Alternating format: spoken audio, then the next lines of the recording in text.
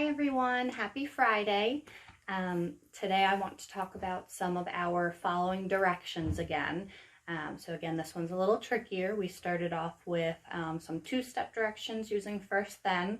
Then we talked about using some modifiers with single direction, so talking about a big blue ball. Then we talked about some conditional directions, so if you are a boy, if you like pizza. Today I want to talk about some temporal directives. So these ones will use the terms before and after. And again, this one gets a little trickier. We have a couple different ways to do the directions using those terms. So we have the first clause of the sentence and the second clause. So for instance, if I'm doing something simple, like I want them to point to the fish. So if I'm using the word before, I could do it in the second clause. So say your name before you touch the fish or you point to the fish. So Katrina, and then I would point to the fish.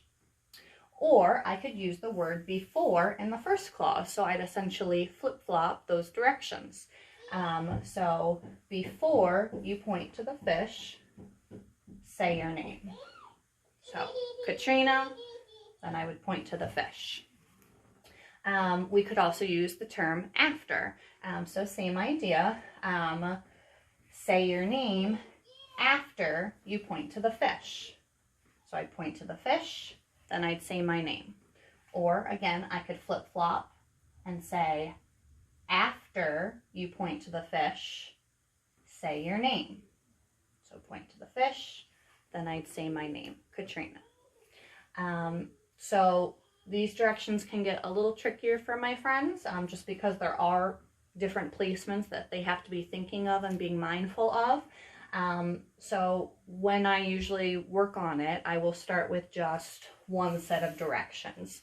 Once they show me that they're able to do it, maybe I flip-flop the first and second clause using that same term.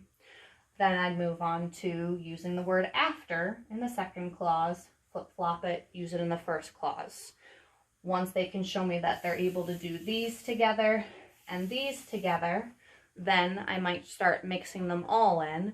And that would be, the trickiest for them to be able to have different directions using all four of those types of sentences.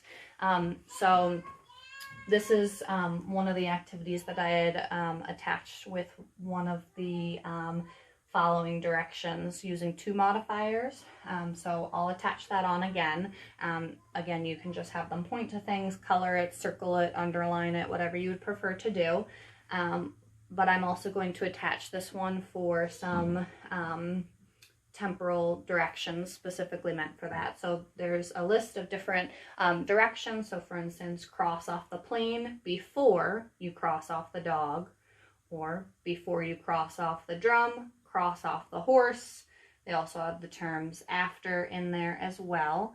And I'll show you the actual handout, so the picture.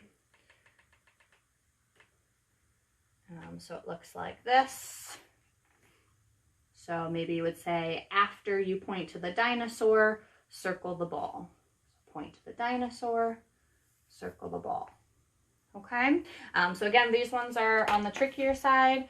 I even tend to second guess myself when I'm giving them the direction and then when they're responding to me. So it can get pretty tricky. Again, this is one of the harder directions. So if you want to just work on something simpler like the two-step directions using modifiers, even some spatial directives using some location terms like under, in, on, go for it.